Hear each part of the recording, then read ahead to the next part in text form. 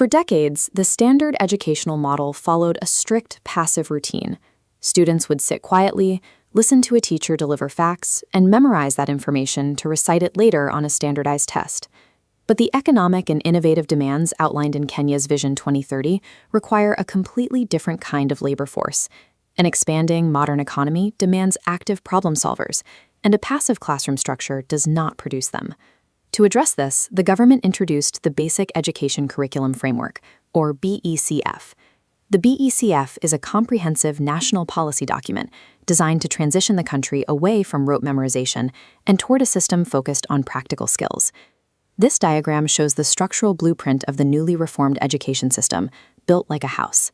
At the very bottom, we have the foundational steps. These represent the 7 core competencies, skills like digital literacy, citizenship, and creativity that every learner is required to master. The primary objective of the classroom has shifted. Instead of testing students on exactly what they know, the system is designed to test how they actively apply their knowledge to the physical world around them. We can observe these competencies being applied, starting on the very first days of a child's educational journey. In a pre-primary classroom, teachers present the young learners with a highly practical challenge.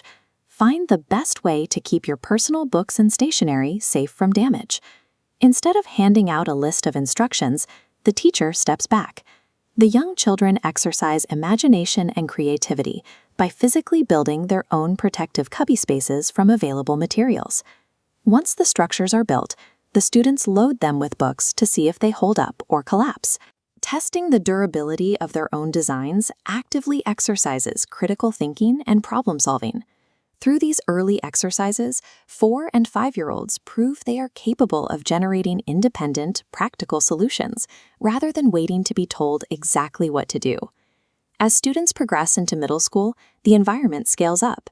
In a science class, learners physically plant seeds, measure soil acidity, and monitor growth, rather than quietly reading a chapter on photosynthesis. Keeping those plants alive requires the students to divide up responsibilities. They have to assign who waters, who measures, and who records the data, turning a standard biology lesson into an active exercise in communication and collaboration.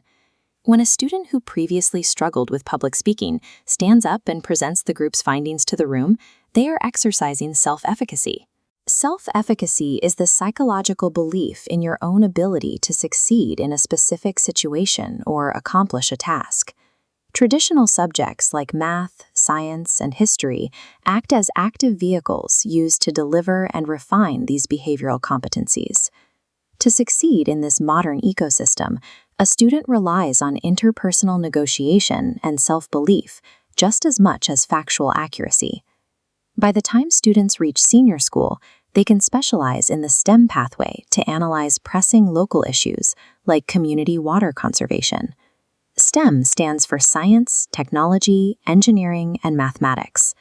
The students apply digital literacy by using tablets and internet networks to pull real-time data on local water tables, expanding their research far beyond the physical classroom. Because this data is constantly updating, the students have to adapt to new information as it arrives. This exercises the competency of learning to learn, forcing them to navigate evolving facts instead of relying on a static, printed textbook. The curriculum then requires these students to bring their findings into the real world through Community Service Learning, or CSL.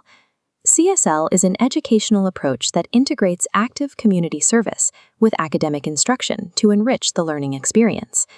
Taking that digital research outside to actually set up a water filtration device in their own local neighborhood allows these teenagers to actively practice the essential competency of citizenship. Digital tools and adaptive learning skills ultimately hold their highest value when channeled into active, ethical civic engagement. Across every age group, these 7 competencies weave together into a cohesive educational environment. This diagram illustrates how localized classroom actions construct the basic education curriculum framework. The foundational competencies support the structural pillars. All this points to the ultimate mission resting on the yellow roof, graduating engaged, empowered, and ethical citizens. The true measure of a Kenyan education is no longer a standardized test score. Instead, the new metric for success is a citizen fully equipped to shape and thrive in the modern world.